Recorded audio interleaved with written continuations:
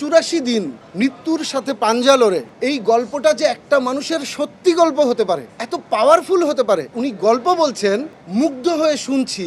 সে বারবার আবেগতাড়িত হয়ে যাচ্ছিল, তার চোখে পানি চলে আসছিল, আমি বারবার কান্না করছিলাম। ডায়েরিটা আমি গিফট হিসেবে পাই। বাংলাদেশের গল্প না, সারা পৃথিবীর গল্প। এরকম মৃত্যুঞ্জয়ী মানুষ লাগবে, পৃথিবীর কোনো দুঃখ কষ্টকে পরোয়া করে না। এরকম একটা কাস্টিং আমার পাশে বসে আছে, আপনারা জানেন। এটা আসলে নুরানি, নূর এবং রানীর গল্প। আমরা জানি আমাদের প্রত্যেকটা কমিউনিকেশনে একটা ব্যাপার আমরা সবসময় লিখেছি, সেটা হচ্ছে ইন্সপায়ার্ড বাই ট্রু স্টোরি। এবং আপনারা জানেন এই ঘটনাটা সত্যি ঘটনা অবলম্বনে করা। কাকে নিয়ে করা, কাদেরকে নিয়ে করা, আজকে সেই দিনটা যে আপনাদের সামনে আসলে তাদেরকে নিয়ে আসা। আমি যদি শুরুর গল্পটা একটু ছোট্ট করে বলি, প্রথম আলো ঈদ সংখ্যা 2023-এ আমি আমার গ্রামের বাড়ি বসে বসে পড়ছিলাম, কারণ গ্রামের বাড়িতে ঈদ করতে গিয়েছিলাম। পড়তে পড়তে একটা গল্প আমাকে খুবই আবেগতাড়িত করে ফেলে।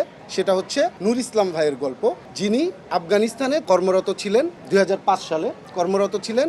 এবং সেখানে তালেবানিরা তাকে কিডন্যাপ করে নিয়ে যায়। 84 দিন মৃত্যুর সাথে পাঞ্জা লড়ে তার ভেতরে ওই রকম প্রাণ শক্তি এবং তার ভেতরে ওই রকম জীবন জয়ের আকাঙ্ক্ষা এবং জীবন জয়ের চেষ্টাটা ছিল জন্য আজকে নূর ইসলাম ভাইকে আপনারা এখানে চোখের সামনে দেখতে পাচ্ছেন। সো সেই গল্পটা আমাকে এত ইন্সপায়ার করে। এবং স্পেশালি এই গল্পটার মাঝখানে একটা সত্যি ঘটনা, এটা গাধার সাথে সম্পর্কিত সত্যি ঘটনা। যারা সিনেমা দেখেছেন জানেন, প্রত্যেকটা কমিউনিকেশনে আমরা এই গাধাটাকেও সামনে নিয়ে এসেছিলাম। এই গল্পটা যে একটা মানুষের সত্যি গল্প হতে পারে, এই গল্পটা যে, এই দৃশ্যটা যে এত পাওয়ারফুল হতে পারে, সেইটা একজন নির্মাতা হিসেবে আমি অনেকদিন কাজ করি না জানেন, চোরাবালি আইসক্রিম, তারপরে 10 বছর গ্যাপ। আমাকে এই গল্পটা প্রচন্ড রকম ইন্সপায়ার করে, এই অংশটা। দেন আমি চিন্তা করি এটা আসলে সিনেমা হিসেবে আমি বানাতে চাই। নূর ইসলাম ভাইয়ের সাথে আমার দেখা হয়, এটা সাইফুল্লাহ রিয়াদ লিখেছিল প্রথম আলোতে, তার মাধ্যমে তার সাথে যোগাযোগ করি। এবং একটা পর্যায়ে আমরা একদিন বাসায় আমরা সারাদিন আড্ডা দিই। ঠিক আড্ডা বলবো না, নূর ইসলাম ভাই সারাদিন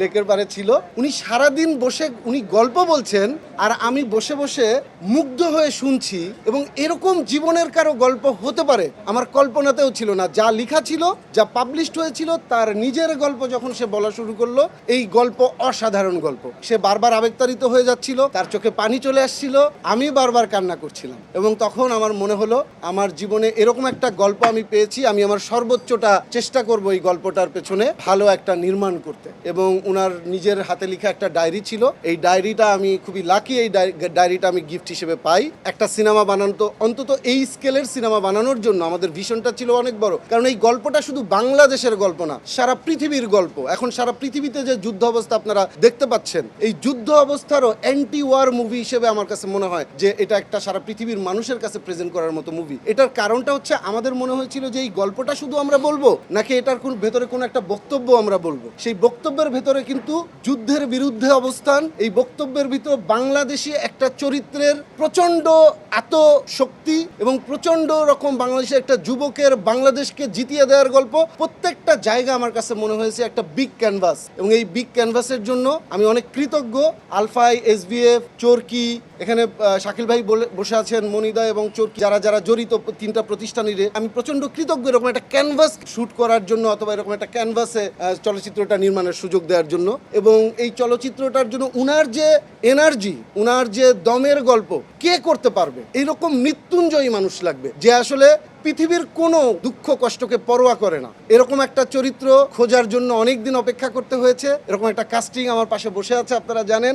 আফরান নিশো শুটিংয়ে কি করেছে কিছু গল্প আমরা আপনাদেরকে বলেছি, আরও গল্প আপনারা জানতে পারবেন। কিন্তু সমস্ত গল্প আসলে আমাদের নূর ভাইকে কেন্দ্র করে। আমাদের নূর ভাই যে পরিমাণ কষ্ট করে এই 84 দিন পর ফেরত এসেছেন, এবং এইরকম একটা কষ্ট আমরা সবাই করতে চেয়েছি। অসুস্থ হয়ে গেছে শুটিংয়ে, কোনো রকম অনেক রকম মানে আসলে সেফটি সিকিউরিটি সাপোর্ট ছাড়া জীবনের উপরে কষ্ট করে এরকম একটা দৃশ্য, বিভিন্ন দৃশ্য আসলে শুটিং করেছে আফরান নিশো। সো এই দুইজনের সেতুবন্ধন, মেলবন্ধন কিন্তু একটা জায়গাতেই, সেটা হচ্ছে পর্দা। এই পর্দায় আজকে, পর্দায় এবং পর্দার সামনে আজকে দুইজনের মিলন, এইটা আমার জন্য খুবই একটা আনন্দের দিন আজকে।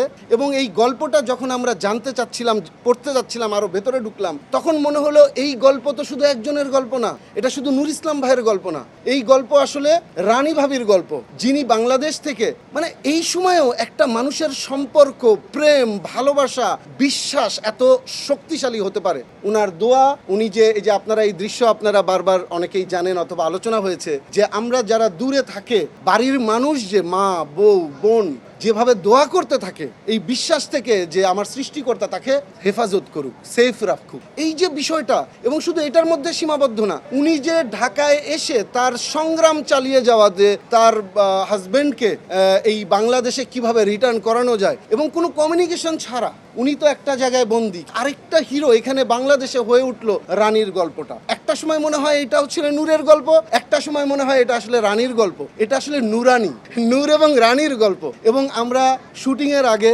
পূজা সহ আমরা পুরো এই টিমটাই আমরা নূর ভাইয়ের বাড়িতে গিয়েছিলাম। সেখানে তাদের সামনে যখন আমরা সারাদিন কাটাই, আমাদের ভেতরে আরো অদম্য শক্তি গ্রো করে শুধু তাদের কথায়। আপনারা তাদের কথা শুনবেন, জানবেন। যেইটা নিয়ে আমরা শুটিংয়ে গিয়েছিলাম, তাদের দোয়া নিয়ে গিয়েছিলাম আমরা। এবং ওখানেও কিন্তু রানী এরকম বিপদ সংকুল জায়গায় শুটিং করেছে, তার ব্রিদিং প্রবলেম হয়েছে, লাইফের উপর রিস্ক নিয়ে কাজ করেছে। বিকজ অফ আমরা আসলে তাদের দুজনের যে প্রাণশক্তি, জয় করার যে আকাঙ্ক্ষা, সেটার উপরে বেস করে আসলে পুরো সিনেমাটা আসলে আমাদের নির্মাণ করা। সবাইকে আমি আসলে কৃতজ্ঞতা জানাই। চঞ্চল ভাই ছিলেন, জানেন যে প্রচন্ড ভালো শক্তিমান অভিনেতা, আর অন্য অভিনেতা আমাদের সাথে যুক্ত হয়েছেন, আমাদেরকে সাপোর্ট দিয়েছেন। এখানে শিল্পী, কলাকুশলী, অনেক বড় একটা টিম নিয়ে কাজ করতে হয়েছে কাজাকিস্তানে, ওখানেও কলাকুশলীরা আমাদেরকে অনেক সাপোর্ট দিয়েছেন। সবার প্রতি আমার অনেক কৃতজ্ঞতা। আজকে আমরা দুইজনের গল্প শুনবো, পূজার গল্পও শুনবো, নিশোর গল্প শুনবো, যে কিভাবে আসলে এই ক্যারেক্টারের আদান প্রদান, রানী ভাবির গল্প শুনবো, পূজার গল্প শুনবো, এই ক্যারেক্টারের আদান প্রদান। আজকে তারা সিনেমাটা দেখেছেন, দেখে তাদের ফিলিং কি।